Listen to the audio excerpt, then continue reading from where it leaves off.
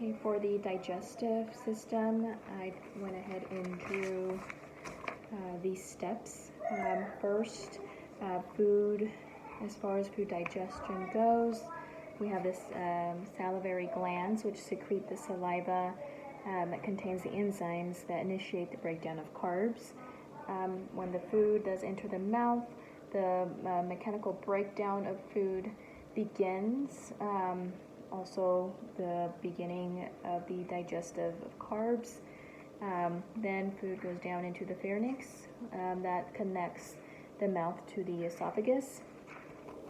From there, food then travels to the esophagus, which the peristalsis pushes food to the stomach. The peristalsis is controlled by the vagus nerve, which is a wave-like muscle contraction, again, which moves the food down to the digestive tract. Then we have the stomach that secretes acid and enzymes that begin the digestion. A few of the organs that are not part of the digestive tract are the liver, which produces bile, and then we have the gallbladder, which stores and concentrates bile and releases into the small intestine.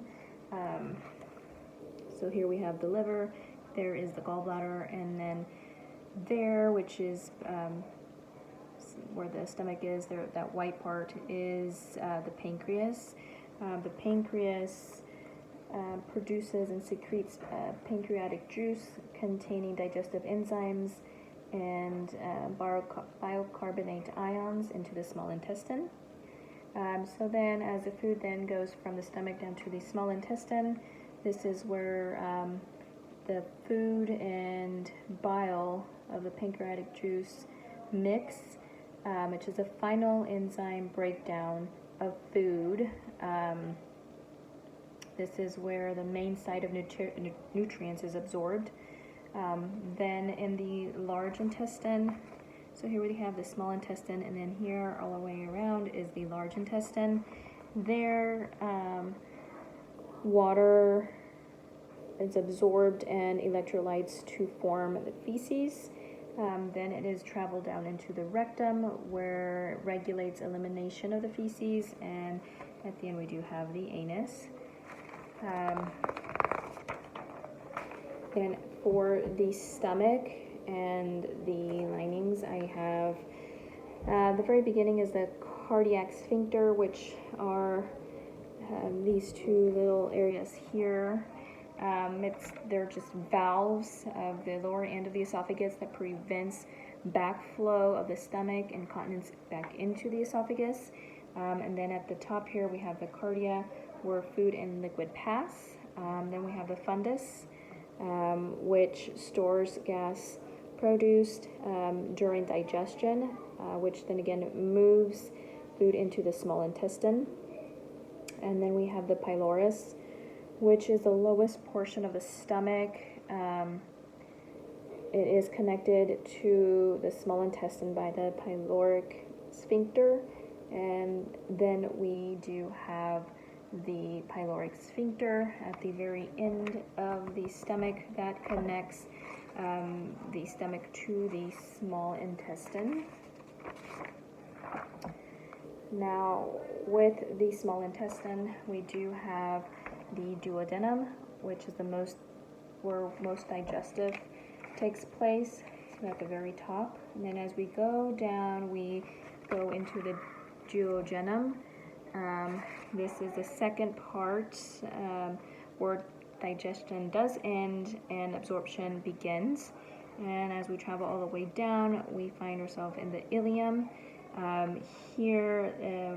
This is where it absorbs enzymes and anything left over by the duodenum.